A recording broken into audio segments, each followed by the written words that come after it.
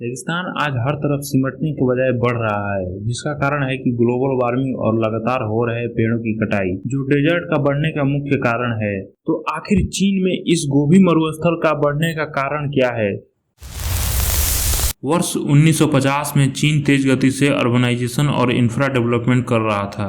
वहां की जमीन पर हुए इस आक्रामक परिवर्तन ने चीन के कुछ हिस्सों को मरुस्थल बनने की ओर धकेल दिया, जिसके चलते वहां सॉइल इरोजन और वाटर लॉसेस जैसी समस्याएं उत्पन्न होने लगी, जिसके कारण से वहां की सरकार ने उपजाऊ जमीन को मरुस्थल बनने से रोकने के लिए विश्व का सबसे बड़ा प्रोजेक्ट लॉन्च कर दिया।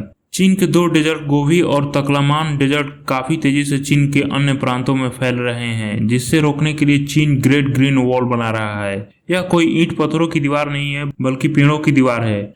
गोबी डेजर्ट मंगोलिया और चाइना को अलग करता है, जो कि चीन के नॉर्थ वेस्ट में पड़ता है। यह मरुस्थल चीन के करीब 27% एरिया को कवर करता है और गोबी डेजर्ट से सटे होने के कारण चीन के इन प्रोविंस में हर साल करीब 3600 वर्ग किलोमीटर में फैले घास के मैदान पर यह धूल कब्जा कर लेते हैं, जो उपजाऊ जमीन को भी बंजर बनाते जा रहे हैं, जिससे लगभग 400 मिलियन लोग प्रभावित हुए हैं। यह चीन की राजधानी से करीब 44 माइल दूरी पर है, पर यह हर साल चीन की राजधानी की तरफ 2 मील बढ़ता जा रहा है।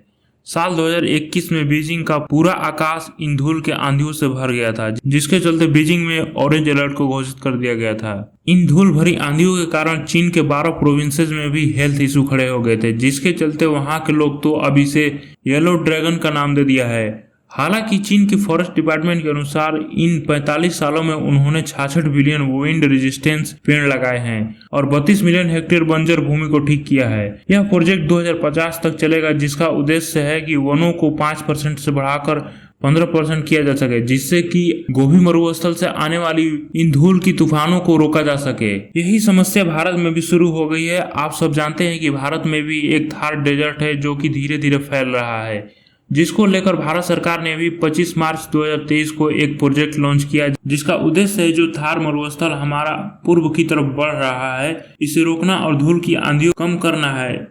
इसमें 5 राज्यों में फैली अरावली की जो पर्वत श्रृंखलाएं हैं, उसे 1400 किलोमीटर लंबी और 5 किलोमीटर चौड़ी वनों का एक बफर जोन बनाना है, जिससे कि अपनी अरावली रेंज की इकोलॉजिकल हेल्थ को इम्प्रूवमेंट मिल सके, ताकि आगे चलकर चीन जैसी बड़ी चुनौती न बन जाए, जिसके कारण भारतीय सरकार ने भी अरावली ग्रीन वॉल प्रोजेक्ट बनाई है। तो चलिए दोस्तों, आज की इस वीडियो में बस इतना ही। फिर मिलेंगे किसी नए वीडियो में किसी नए टॉपिक के साथ। तब तक के लिए stay calm and feel good.